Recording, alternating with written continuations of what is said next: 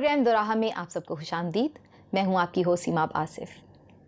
ناظرین، جیسا کہ آپ جانتے ہیں کہ ہم نے سیریز آف پروگرام سٹارٹ کیے ہیں اعظم معراج صاحب کے ساتھ اپنی نئی نوجوان نسل کے لیے، تاکہ ان کو ایک فکری سوچ دے سکیں. پچھلے 4 پروگرامز میں ہم نے ذکر کیا کتابوں کا، ہم نے ذکر کیا ریسرچ کا، ہم نے ریسرچ میں جو فیکٹس بیان کیے گئے تھے ان کی ویریفیکیشن کے بارے میں بات کی کہ کس طرح ہم دیکھتے ہیں کہ وہ اوتھینٹک سورسز رہے ہیں جہاں سے وہ انفارمیشن لی گئی ہے. ہم نے کتابوں کے ناموں، ان کی آؤٹ لائنز کے بارے میں موٹا موٹا ذکر کیا، بات چیت کی. ہم نے نکالے وہ تمام وجوہات جس کی وجہ سے آج کا نوجوان اپنے معاشرے سے بیگانہ ہے.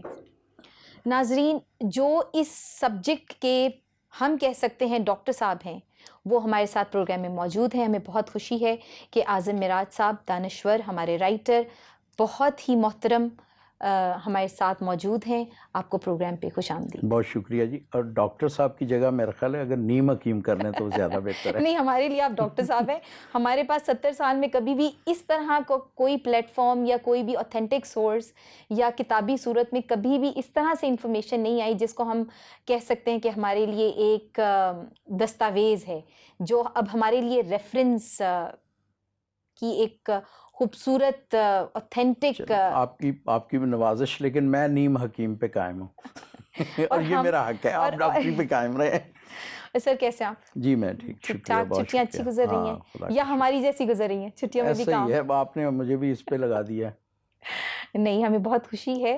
اور سب سے بڑھ کر مجھے اس بات کی خوشی ہے کہ ہم یہ پروگرام کر پائے ہیں کیونکہ کتاب پڑھنے کی طرف آج کل رجحان چونکہ کم ہے، اور یہ انفارمیشن مجھے لگتا ہے کہ ہماری نہ صرف کرسچن کمیونٹی بلکہ ہمارے جو نان کرسچن بہن بھائی ہیں ان تک بھی پہنچنی بہت ضروری ہے، تاکہ وہ کنٹریبیوشن جو کرسچنز کا رہا ہے، وہ جگہ جو کرسچنز کی ہے، شاید چونکہ معاشرہ سب لوگوں سے مل کے بنتا ہے اور معاشرے میں ہم آہنگی بہت ضروری ہے. ٹالرنس آتی ہے، رسپیکٹ آتی ہے، اونرشپ آتی ہے. وہ تبھی ہے جب ہم ایک دوسرے کو بہتر انڈرسٹینڈ کرتے ہیں. آپ کی ڈاکٹری کا میں لبرٹی لیتے ہوئے نا، میں اکثر، آپ کو پتہ ہے کہ ہماری کمیونٹی میں ماشاءاللہ سماجی کارکن، سیاسی کارکن اور مذہبی رہنما بہت ہیں. تو میں اکثر جن دوستوں سے بات ہوتی ہے تو میں انہیں کہتا ہوں کہ دیکھیں بھائی، آپ ہماری کمیونٹی کے ڈاکٹر ہیں، میں تو نیم حکیم ہوں. جو بھی آپ مطلب ہر کوئی اپنے تئیں کوشش کر رہے ہیں لوگ. تو میں کہتا ہوں کہ یہ پھر ایک نئی ریسرچ ہے کہ یہ ڈائگنوسٹک ہے، یہ پرابلم کہ دھرتی کے بچے اپنے معاشرے سے کیوں بیگانے ہیں. تو پھر آپ کیسے ڈاکٹر ہیں؟ آپ کو کم از کم چاہے نیم حکیم نے کوئی ڈائگنوز کیا ہے تو اس کو دیکھیں تو صحیح، شاید کوئی کام کی چیز نکل آئے. بالکل. ناظرین، آج کا پروگرام بیسڈ ہے دھرتی جائے کیوں پرائے. ہم کوشش کریں گے آج اس کتاب کو پڑھنے کی، اس کے کانٹینٹس آپ تک لانے کی، انفارمیشن کو زیادہ سے زیادہ شیئر کرنے کی، تاکہ جن تک یہ کتاب نہیں بھی آتی وہ بھی سمجھ سکیں کہ یہ ساری وجوہات جن کا مسلسل پچھلے 4 پروگرام میں ذکر ہو رہا ہے کہ ہماری دھرتی کے ہمارے نوجوان اپنے سماج سے بیگانے ہیں، اپنے معاشرے سے دور ہیں، وہ جو ریزنز نکلے ہیں وہ ریزنز کیا ہیں. یہ کتاب دھرتی کے بیٹے اپنے معاشرے اور دھرتی سے کیوں بیگانے ہو رہے ہیں، اس تلخ حقیقت کو بیان کرتی ہوئی 20 سچی کہانیوں پر مبنی کتاب ہے جو دل کو چھو لیتی ہیں اور روح میں اتر جاتی ہیں. اور یہ ساری وہ 20 کہانیاں ہیں جس میں اعظم صاحب خود بھی ایک کردار رہے ہیں.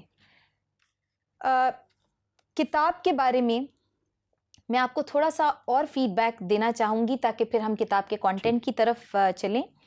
ڈان اور ایکسپریس میں اس کے پراپر ریویوز آئے ہیں اور ڈان اخبار نے لکھا ہے، اس کتاب میں مصنف ایک ہمیشہ سے جو سوال ہے کہ دھرتی کے بچے اپنے معاشرے سے کیوں بیگانے ہیں ان کا جواب کھوج رہا ہے. ایکسپریس اخبار لکھتا ہے، یہ سچی کہانیوں پر مبنی کتاب ہے اور یہ کہانیاں کیا ہیں؟ علم ہے. ناظرین، اسی کے ساتھ ایک اور بہت خوبصورت اس کا ریفرنس یہ ہے کہ یہ کتاب گجرات یونیورسٹی میں ایم فل کے پروجیکٹ میں بطور ترجمے اردو ٹو انگلش کے لیے بھی منتخب ہوئی ہے. کتاب کی ڈیٹیلز پہ جانے سے پہلے میں چاہوں گی کہ میں آپ کو انتصاب بھی ضرور پڑھ کے سناؤں، کیونکہ جتنا نازک اور حساس یہ موضوع ہے اس کا اندازہ آپ کو اس کی ڈیڈیکیشن سے ہی پتہ چلے گا۔ انتصاب، اس دھرتی کے ان سب بیٹوں کے نام جنہیں تاریخ کے جبر اور غاصبوں کی مکاری نے شودر، سانسی، چنگڑ، گگڑا، مسلی، بھنگی، ٹپری واس اور چوڑے چمار بنا دیا ہے۔ ناظرین، پروگرام سے پہلے اور کل رات کو جب میں کتاب پڑھ رہی تھی تب بھی مجھے لگ رہا تھا کہ یہ بہت سٹرونگ ورڈز ہیں، بہت انسلٹنگ بھی لگے۔ میرا دل کیا کہ میں ان ورڈز کو تھوڑا پولائٹ کر کے بولوں، یا میں اس کی جگہ کوئی ایک ورڈ ایسا بول دوں جس میں یہ سب کچھ کور کر دوں، لیکن پھر مجھے یہ لگا کہ شاید یہ ناانصافی اس لیے ہوگی کیونکہ جانے انجانے میں کہیں نہ کہیں شاید ہم نے یہ فیس کہیں نہ کہیں کیا ہی ہوتا ہے۔ تو بات شروع ہوئی ہے انتصاب سے، چلتے ہیں کتاب کے پیش لفظ پہ۔ پیش لفظ چونکہ لمبا ہے اس لیے پورا نہیں پڑھوں گی، اس میں سے ایک اقتباس آپ کی نظر۔ اس کتاب میں شامل یہ کہانیاں ہزاروں سال سے اپنی ہی سرزمین پر فاتحین اور غاصبوں کے ہاتھوں ظلم و ستم سہتے دھرتی کے بیٹوں کی موجودہ نسلوں کے ایک گروہ سے روا رکھے گئے رویوں اور اس کے نتیجے میں جو رویہ انہوں نے اپنا لیا ہے، یہ کہانیاں اس میں سے ایک پہلو کی صرف نشاندہی ہے، نہ مقصد کسی کی تحقیر نہ بے عزتی۔ بس سندھ، وادی سندھ کی تہذیب کے ان قدیم واسیوں کی روحوں اور احساسات پر چھائے ہوئے ہزاروں سال کے اثرات کی موجودہ ترقی یافتہ دور میں بھی موجودگی کی علامتوں، موجودہ پالیسی ساز حکمرانوں کی انفرادی اور اجتماعی سطح پر ان اثرات کا شکار لوگوں کی لا علمی کی وجہ سے وادی سندھ یعنی موجودہ پاکستان کے یہ بیٹے نچلے درجے کی زندگیاں گزارنے پر مجبور ہیں۔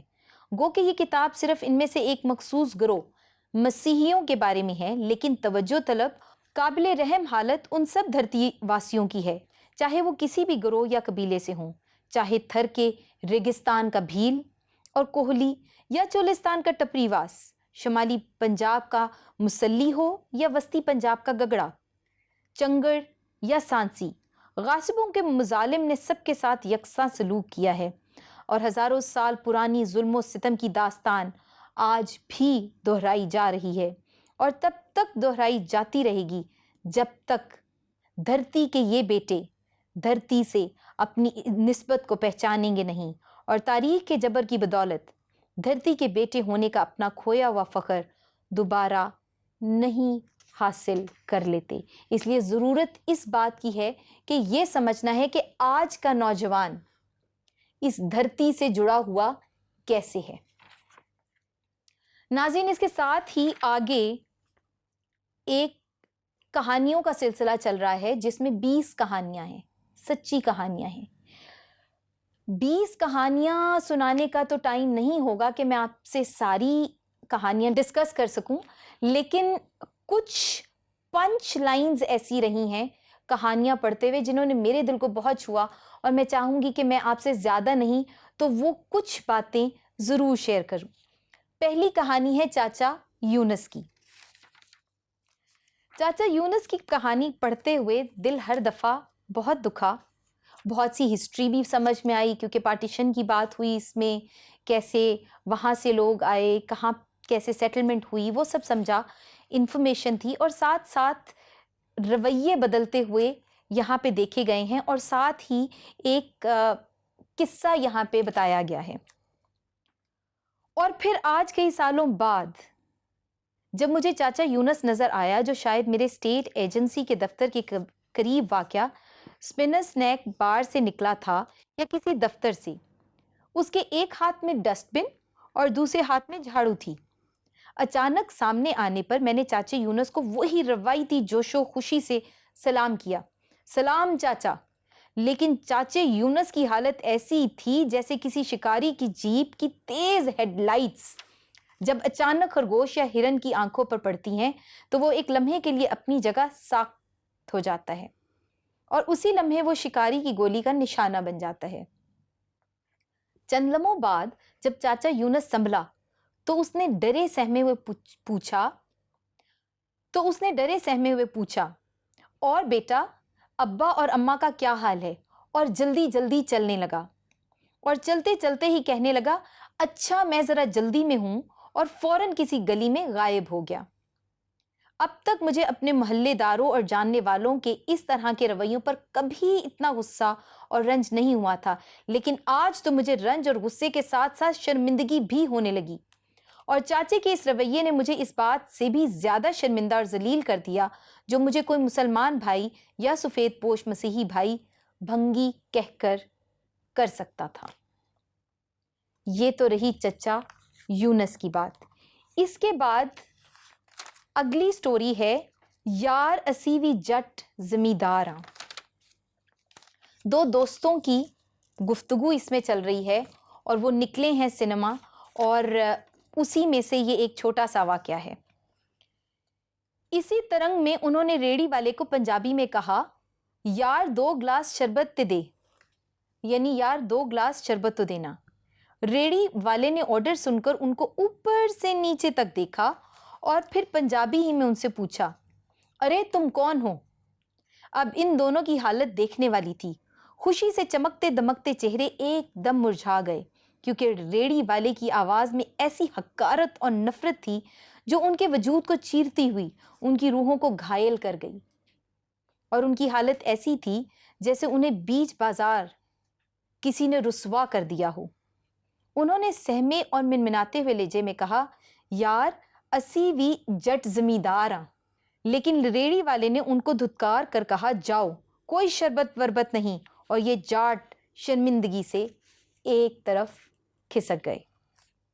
آپ اندازہ لگائیے اس شرمندگی کا، اور اس وقت جو انہوں نے فیل کیا ہوگا کہ ان کی جیب میں پیسے بھی ہیں، انہوں نے کپڑے بھی اچھے پہنے ہیں، افورڈ بھی کر سکتے ہیں، ایک خوشی کی حالت میں تھے، اور انہوں نے جب شربت مانگا ہے تو ان کو جواب آگے سے کیا ملا ہے۔ اس کے بعد اگلی سٹوری پہ جب ہم آتے ہیں تو مائیکل کا اپنا کام، یہ تیسری سٹوری کا نام ہے، مائیکل کا اپنا کام۔ اس میں سے ایک پیراگراف میں ضرور پڑھنا چاہوں گی۔ جب مقامی رخ کیکر اور کھجور کے درخت نے مائیکل کا یہ جملہ سنا ہوگا تو کیکر کے درخت نے دکھ اور درد سے ایسی دردناک جھرجھری لی ہوگی کہ اس پر بیٹھے ہوئے کوے اور چڑیاں اڑ گئے ہوں گے، اور کھجور نے بڑے طنزیہ انداز میں کیکر سے کہا ہوگا، مجھے اجنبی دیسوں کا تانا دیتے ہو، مٹی سے جڑے ہونے کا اپنا فخر بیان کرتے ہو، اور شعر سناتے ہو، جھوٹے یار دی یاری جوے رکھ کھجور، دھپ لگے تے چھاں کوئی نہ، بھوک لگے پھل دور۔ جھوٹے دوست کی دوستی جیسے کھجور کا درخت، دھوپ لگے تو سایہ نہیں ہے، بھوک لگے تو پھل دور۔ اب پتہ چلا ہے ہم باہر سے آنے والوں کا کارنامہ، کیسے غلامی بھری ہے تیرے جوانوں میں تعلیم، صحت، اور جوانی میں بھی انہیں صفائی ستھرائی ہی اپنا کام لگتا ہے۔ اب پتہ چلا ہے میرے یہاں رہنے والوں کا کمال۔ ناظرین، پھر ایک دکھتی رگ، ایک انتہائی روح کو جھنجھوڑنے والی بات۔ اس کے بعد آگے آتے ہیں تو افریقن ٹیولپ کی سٹوری ہے۔ بہت ہی خوبصورتی سے، بہت ہی سادہ الفاظ میں بیان کی گئی یہ سٹوری۔ پھر اس میں سے ایک ایک لفظ ایسا ہے جو پڑھنے والا ہے، ایک ایک لفظ ایسا ہے جو دل کو چھوتا ہے۔ اس میں سے ایک اقتباس، مجھے یقین ہے اس وقت افریقن ٹیولپ کے ساتھ 5 فٹ کے فاصلے پر فٹ پاتھ پر لگی نیم کا درخت، نم باجی سیما 9 مسلموں اور مسیحی صفائی والوں کا قصہ سنتی، پریشان اور بے چین ہوتی تھی، اور کنکھیوں سے خوشی سے جھومتے افریقن ٹیولپ کو دیکھتی تھی۔ آخر افریقن ٹیولپ سے نہ رہا گیا اور اس نے کہا، ہاں بی بی نم، پتہ چلا مقامی اور زوراور اور حکمران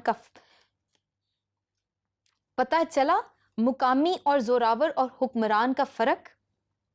حکمران کا جو مذہب ہوتا ہے اس میں فخر ہوتا ہے اور غرور ہوتا ہے، اور طاقت کا نشہ ہوتا ہے، اقتدار کی توانائی ہوتی ہے۔ مقامی ہونا کچھ نہیں ہوتا، کہاں ہے مقامی کی سوچ؟ حکمران کے ہم مذہب کا تکبر دیکھا ہے، کیسے نیست و نابود کیا تھا ریڈ انڈین کو، وہ بھی ایسے ہی اپنی زمینوں اور ندیوں کی کہانیاں سناتے پھرتے ہیں، تمہاری طرح جیسے تمہارے ٹپری واسوں، سانسی اور گگڑوں اور چوڑ چمار کے میراثی تمہیں ان گم گشتہ آبا کے سنہری دنوں کے گیت سناتے ہیں۔ نیم شرمندہ تھی اور مسیحی صفائی والوں کی صلح جوئی پر نادم ہوتی تھی کہ کیوں کر یہ اپنے ہم پیشہ ساتھیوں کے آگے ہار مان رہے ہیں اور کہہ رہے ہیں اندر سے ان کے لیے دوسرے برتن لے آؤ، یہ ہمارا جھوٹا نہیں پیے گا۔ ان کو کیا ہو گیا ہے؟ کیونکہ یہ مجھے افریقہ سے بھوک سے مرتے قحط زدہ علاقوں سے آئے ہوئے افریقن ٹیولپ کے سامنے شرمندہ کرتے ہیں۔ ناظرین، یہ کچھ پہلی 3 کہانیوں میں سے کچھ تھوڑا سا میٹر میں نے آپ کے ساتھ ڈسکس کیا ہے کہ کہاں کہاں کیسے کیسے کس کس طرح شرمندگی کا سامنا کرنا پڑا، کیا وہ رویے تھے، کیا وہ الفاظ تھے جنہوں نے ان کی روح کو چیرا اور ان کو شاید بہت پیچھے دھکیل دیا۔ سر، پروگرام ریکارڈنگ پہ ہے اور شاید میرا سوال تھوڑا سا عجیب لگے۔ جی ہم پچھلے پروگرامز میں بات کرتے رہے ہیں کہ ہم نے اپنی محرومیوں کو نہیں بیچنا، ہم بات کرتے رہے ہیں کہ ہم نے پازیٹیو سائڈ پہ دیکھنا ہے، ہم بات کرتے رہے ہیں کہ ہم نے آگے بڑھنا ہے، لیکن جب میں کتاب پڑھ رہی تھی اور میں نے یہ ساری کہانیاں پڑھی تو مجھے لگا کہ کہیں نہ کہیں ہم بات تو صرف اپنی محرومیوں کی کر رہے ہیں، ہم نے اپنی پستیوں کی بات کی، امبیرسمنٹس کی بات کی، ہم نے دیکھا کہ کس طرح دھتکارا گیا، وہی نفرت انگیز رویوں پہ بات چیت کی، تو کانٹرڈکشن نہیں ہے کہ ایک طرف ہم کہہ رہے ہیں کہ ہم نے اپنی محرومیاں نہیں بیچنی ہیں اور دوسری طرف ہم ذکر ہی ان ساری باتوں کا کر رہے ہیں؟ ٹھیک ہے، سوال آپ کا درست ہے، لیکن آپ نے دیکھا ہے کہ ہر کہانی کے آخر میں نے جو پاکستانی مسیحی سے اپنایا گیا رویہ ہے اس کو بھی لکھا ہے، اور پھر آخر میں یہ بھی بتایا ہے کہ اس وقت اگر وہ یہ بیہیو کرتا کہ ٹھیک ہے تاریخ کے جبر نے انسان کو بہت زیادہ مایوس کر دیتا ہے، بہت بزدل بنا دیتا ہے، غلامی بہت ستیہ ناش کر دیتی ہے انسان کا، لیکن جب تک ہم اس کو ڈائگنوز نہ کرتے، کیونکہ اس کا ٹائٹل ہی دیکھیں نا، دھرتی جائے کیوں پرائے، کہ دھرتی ہماری ہے کہ لیکن وہ دھرتی پرائی جائے، ہوتی جا رہی ہے۔ جی دھرتی جائے، تو ایک تو ہم نے پہلا پوائنٹ تو کور کر دیا نا کہ جی آپ دھرتی کے بچے ہیں، اب کیوں پرائے ہیں تو وہ رویے ڈسکس کرنے ضروری ہے، یہ 70 سال سے ہو رہے ہیں ڈسکس، بلکہ میں سمجھتا ہوں شاید اس سے بھی پہلے جب مسیحیت یہاں آئی ہے، ابھی جو لیٹسٹ آئی ہے 175 سال پہلے یا 200 سال پہلے، تو یہ رویے کیونکہ موسٹلی لوگ ایسے قبائل سے کنورٹ ہوئے لوگ کاس تھے جو، اور پھر ان کے ساتھ ملا کے جو دوسرے عزت دار گھرانوں سے بھی ہوئے ان کو بھی اسی چھڑی سے آنکا جی گیا، تو ان رویوں کا کہ بھائی جب ہم بار بار کہتے ہیں کہ یہ محرومیاں بیچنا، مایوسیاں، تو یہ ڈائگنوز کرنا بھی ضروری تھا کہ یہ کیوں ہوئے۔ لوگوں نے اس کو اور طریقے سے مختلف طریقوں سے بیان کرتے رہے، میں نے کوشش کی کہ کہیں اس کو ریڈیبلٹی دینے کے لیے جیسے درختوں کے کردار ڈال لیے کہ جو بات بہت سخت نہ ہو سکے وہ درختوں کی زبان سے، لیکن مقصد صرف اور صرف یہی ہے کہ ان رویوں کو اس طرح بیان کرنا کہ اس میں سے مثبت چیز بھی نکل آئے، کہ دیکھیں افریقن ٹیولپ کو نیم کیا کہہ رہی ہے، نیم بھی آہوزاری کر رہی ہے کہ بھئی تم کیوں ایسے ہو گئے ہو، کہ وہ جو مسلی ہیں وہ بھی صفائی والے ہیں، تم بھی صفائی والے ہو، تم مجھے کیوں شرمندہ کر رہے ہو ان کے سامنے۔ صحیح۔ اسی طرح کھجور کیکر شرمندہ ہو رہا ہے اور اپنے دھرتی کے بچوں پہ افسوس کر رہا ہے کہ میں نے کھجور کو کیسے کارنر کیا ہوا تھا اس کو دھرتی کا بچہ ہونے کے فخر کی وجہ سے، لیکن آج مائیکل کے رویے میں جو میٹرکولیٹ ہے اور وہ کہہ رہا ہے کہ جی ساڈا تے ہی کام ہے، تو اس میں بار بار ہر کہانی کے دونوں پہلو سامنے رکھے ہیں۔ ڈائگنوز کرنے کے لیے وہ ضروری تھا کہ وہ کچھ رویے بتائے جائیں، اور ایک میں آپ کو جو مزے کی بات بتاؤں کہ ہم لوگ اس پہ بات نہیں کرنا چاہتے, نہیں کرتے لوگ, کبھی نہیں کی, کیونکہ دیکھیں 4 طرح کے نسلی گروہ بستے ہیں بر صغیر میں. لوکل مقامی جن میں سے اکثریت مسیحیوں کی ہے, ٹھیک ہے, پھر مکس میرجز والے, اور پھر جو انویڈرز ہیں, کچھ جو ایسی بریڈز ہیں جنہوں نے مکس میرجز نہیں کی. اب یہ 3 قسم کے جو لوگ ہیں, کوئی بندہ نسلی طور پہ اس بیک گراؤنڈ سے باہر ہے. اگر پھر ہم مسیحیوں پہ آ جائیں تو جو بر صغیر کے مسیحی ہیں وہ 4 طرح کے, وہی لوکل مکس میرجز والے, اینگلو انڈین آپ سمجھ لیں وہ بھی مکس میرجز والے ہی ہیں, جنہوں نے جس طرح کوئی ازبک اگر کسی لوکل سے شادی کر لیتا ہے تو وہ سب میرے سے ہو جاتے ہیں. اسی طرح اگر کسی گورے نے دکن کے کسی نواب کے ہاں شادی کر لی تو وہ اینگلو انڈین کہلائے. پھر گوئنز ہیں ہمارے, وہ بھی لوکلز ہیں. تو جو نسلی بیک گراؤنڈ ہے وہ تو سب کا تقریباً ایک سا ہے, لیکن کوئی ماننے کو تیار نہیں ہے. ٹھیک ہے, لوگوں نے 4 نسلی بیک گراؤنڈ سے مسیحیت قبول کی, لیکن اب اتفاق ہے کہ اس حصے میں پاکستان میں زیادہ تر وہ لوگ تھے جو لو کاسٹ تھے, لیکن ہر طرح کے لوگ تھے. میں نے اپنی ریسرچ میں کرک کے پٹھان بھی دیکھے ہیں, سیبیسٹین خان, کرنل سیبیسٹین خان. میں نے آرمینین بھی دیکھے ہیں, ہمارے ایک تمغہ جرأت ہیں کرنل ڈائریک, اور ہر بیک گراؤنڈ سے, سیسل چودھری کوئی راجپوت تھے, ہر بیک گراؤنڈ سے لوگ ہیں.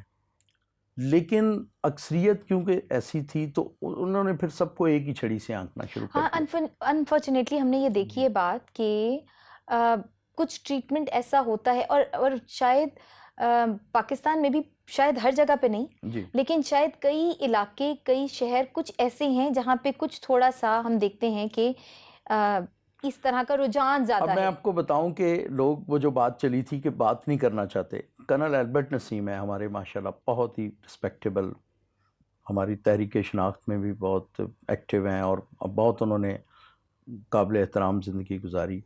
ڈی ایچ اے میں ڈائریکٹر پلاننگ ہے. جب انہوں نے یہ کتاب پڑھی نا تو وہ کہتے ہیں کہ یار میں نے بھی یہ جو ٹرمینالوجی تم نے استعمال کی ہے, ہم لوگ پبلکلی نہیں کہتے لیکن ہر کسی نے, وہ کہتے ہیں جب میں, وہ ینگسن آباد سے ہیں, تو کہتے ہیں ہم گجرات رہتے تھے تو جب گاؤں آتے تھے تو پوچھتے تھے کہ اکثر ایسے گاؤں میں نا, مسیحی گاؤں میں لوگ خالی کر کے گھر جا چکے ہیں, کوئی باہر مائیگریٹ کر گئے, کوئی بڑے شہروں میں آ گئے, تو کہتے ہیں ہم لوگوں سے پوچھتے تھے کہ یہ فلاں کہاں گیا ہے, تو کہنے جی وہ لاہور چلے گئے, کراچی چلے گئے. اچھا کیا کرتے ہیں وہاں؟ تو وہاں تو ذمہ داری کرتے تھے. تو کہتے ہیں وہ ایک جواب ملتا تھا, جی وہ وہاں کوئی سکا کام کرتا ہے. اب مطلب کرنل صاحب, اسی طرح ایک پروفیسر نیئر سیالکوٹ میں ہمارے بہت دانشور تھے, ابھی ان کا کوئی 2 سال پہلے ڈیتھ ہوئی ہے, تو ان تک جب یہ کتاب پہنچی تو انہوں نے یہ مائیکل کے اپنے کم سے بتایا کہ اپنا ذاتی تجربہ بتایا, کہنے یار یہ دل کو چھو لیتی ہیں, یہ ہر کسی کے ساتھ کہیں نہ کہیں کچھ نہ کچھ اس طرح کا پیش آیا. وہ کہتے ہیں کہ میرا ایک بھتیجا جو ان کا تقریباً ہم عمر تھا, کہتے ہیں وہ لڑکپن میں کراچی آ گیا, میں پڑھتا رہا, میں پڑھ کے پروفیسر لگ گیا مرے کالج میں. تو کہتے ہیں وہ بھتیجا واپس آیا, تو اس نے پوچھا, کافی کوئی 20 سال بعد واپس آیا, اس وقت ظاہر ہے خط و کتابت ہی ہوتی تھی, نہ ٹیلی فون وغیرہ. تو کہتے ہیں اس نے کہا چاچا تو کی کر رہے ہیں؟ تو انہوں نے روٹین میں کہا میں مرے کالج. تو انہوں نے کہ وہ بار بار دہرا کے پوچھے چاچا کرنا کی ہے؟ کہتے مجھے سمجھ نہ آئی کہ یہ کیا پوچھنا چاہتا ہے. تو پھر میں نے اسے کہا کہ یار میں پڑھاتا ہوں مرے کالج میں. اب یہ وہ چیزیں ہیں, المیہ ہے. اب اسی رویے کو ڈسکس کیا اور آخر میں ہر جگہ مثبت دکھایا کہ بھائی تم صرف یہی نہیں ہو, ساتھ وہ مثالیں بھی ہیں جنہوں نے بہت ترقی کی ہے, ساتھ وہ مثالیں بھی ہیں جنہوں نے ساری انہی حالات پہ کو اوور کم کر کے وہ آگے آئے. انہوں نے بہت رفتیں چھوئیں, آسمانوں کی بلندیاں چھوئیں, اور اسی بیک گراؤنڈ سے. جی سر, میں آپ سے یہ پوچھنا چاہوں گی کہ بڑی خوبصورتی سے آپ نے یہ بتایا کہ آپ نے کہیں جہاں لگتا ہے کہ بہت سخت بات چیت ہو رہی ہے, شاید لگتا ہے کیونکہ آنیسٹلی اسپیکنگ شاید بہت سے لوگوں نے نہ بھی ایکسپیرینس کی ہوں ایسی باتیں, کیونکہ جو فائنینشلی بڑے اسٹرانگ رہے ہیں یا جو جن کا بڑا اسٹرانگ بیک گراؤنڈ رہا ہے, ان کو چونکہ واسطہ ہی نہیں رہا ایسے لوگوں سے, شاید نہ بھی کسی نے جی ایکسپیرینس کیا ہو, لیکن میجورٹی کی جب ہم بات کرتے ہیں اور ایک مائنڈ سیٹ کی بات کرتے ہیں تو یوزلی جو ایک تھاٹ آتا ہے سب کے مائنڈ میں وہ یہی آتا ہے کہ شاید اگر یہ مائنورٹی ہیں یا اگر یہ کرسچن ہیں یا پرانا وہ دیکھ رہے ہوتے ہیں تو وہ ایک شاید کچھ مائنڈ میں کم ہی سوچ کے آگے بات چیت شروع کرتے ہیں. تو یہ ایک ریزن بنتا ہے جو آلریڈی ہمارے نوجوانوں کو یا ہمارے لوگوں کو اس سوسائٹی کا حصہ ہی نہیں بننے دیتا, جی کیونکہ ان کو اس میں پینیٹریشن یا ایکسیپٹینس ہی نہیں مل رہا ہوتا. وہ یہ سمجھتے ہیں کہ ہم اس کا حصہ ہی نہیں ہے, ہم اس کا حصہ ہی نہیں ہے, تو وہ اس میں آگے جانے یا اس میں اپنا کوئی فروٹفل حصہ ڈالنے کی تو بات ہی آگے نہیں ہوتی.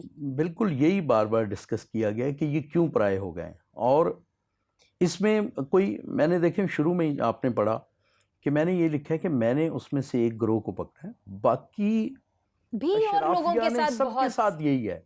دیکھیں حقارت سے یہ اس برے صغیر کا ذات پات کا نظام, اور وہ مسیحیت آنے سے, اسلام آنے سے, بدھزم آنے سے یا کسی بھی اس سے کوئی فرق نہیں پڑا. آج بھی ہمارا مائنڈ سیٹ یہ ہے کہ دیہات میں جو ٹاؤٹ گیری کرتا ہے وہ چودھری ہے, اور جو بیچارہ محنت کرتا ہے, کوئی درزی ہے, کوئی وہ اس کو کہتے ہیں جی یہ کمی کمین ہے. یعنی آپ دیکھیں اس سوسائٹی کا المیہ کہ کام کرنے والا کمی کمین اور استحصال کرنے والا بڑا عزت دار ہے کہ جی ہم تو رسپیکٹیبل ہیں, اور یہ محنت کرنے والا جو ہے اس کو انہوں نے نام رکھے ہوئے ہیں. کسی کو کوئی حقارت سے لوہار کہہ دیتا ہے, کسی کو ترخان کہہ دیتا ہے, کسی کو اس کی محنت کی حقارت کرتے ہیں. صرف محنت کی حقارت کرتے ہیں, جبکہ کوئی دنیا کا کوئی مذہب یہ نہیں سکھاتا کہ بھئی آپ کسی کو محنت کی وجہ سے, یہ میرا خیال ہے یہ برے بلکہ اب صغیر جا کے تو ہم یہ سمجھ پائے ہیں کہ انٹر ڈیپینڈنس کتنا ضروری ہے. ہم کوئی بھی کام کر رہے ہوں, کسی جگہ پہ بھی ہوں, وہ بہت سے لوگوں کے ساتھ مل کے ہی کمپلیٹ ہوتا ہے. اس میں ڈائیگنوز کرنے کے ساتھ ساتھ یہی چیز کہ یہ بھئی برے صغیر کا ایک مکمل مائنڈ سیٹ ہے. اگر آپ کے ساتھ یہ واقعات پیش آتے ہیں اور ظاہر تواتر سے آتے ہیں تو اس کی آپ پرواہ نہ کریں. وہی معاون لیزلی مڈل کورٹ والی بات کہ اپنے آپ کو اتنا اونچا بنا لیں. دیکھیں نا ہمارے جو لوگ بے تحاشا کامیاب لوگ ہیں, بہت سارے اسی بیک گراؤنڈ سے ہیں. دکھ کی باتیں تو بہت ساری ہیں, لیکن جہاں دکھ کی باتیں ہیں وہیں پہ ہمارے پاس بہت ساری اور مثالیں بھی ایسی ہیں. کتابیں بھری ہوئی ہیں ان تمام ناموں سے, ان تمام کارناموں سے جو ہمارے لیے بہت ہی قابل فخر ہیں اور ہمارے آج کے نوجوان کے لیے مشعل راہ بھی ہیں. ناظرین, کتاب 20 سالوں کی کوشش ہے جو کہ ہم 30 منٹ میں سمو نہیں سکتے تھے. بہت سی باتیں کرنے والی رہ گئی ہیں جو کہ ہم کنٹینیو کریں گے اپنی نیکسٹ پروگرام میں, دیکھنا مت بھولیے گا. اس بات کے ساتھ میں پروگرام کے اختتام کی طرف جاؤں گی. ہم دھرتی کے بیٹے ہیں, پھر اس معاشرے سے بیگانگی کیوں, اس دھرتی سے اجنبیت کیوں؟ دھرتی سے اپنی نسبت کو پہچانو اور دھرتی سے پیار کرو. بڑا خوبصورت شعر ہے پروین شاکر کا, یقیناً انہوں نے لکھا کسی اور سوچ میں ہوگا, لیکن مجھے لگتا ہے کہ ہمارے آج کے مسیحی نوجوان کے لیے لکھا ہے. اس شعر کے ساتھ آپ سے اجازت چاہوں گی. وقت سے کوئی شکایت ہے نہ افلاک سے ہے, وقت سے کوئی شکایت ہے نہ افلاک سے ہے, یہی کیا کم ہے کہ نسبت مجھے اس خاک سے ہے. اسی کے ساتھ آپ سے اجازت لیں گے, ملیں گے آپ سے اگلے ہفتے اسی پروگرام کی کنٹینویشن میں. دیکھتے رہیے دوراہا. Thank you.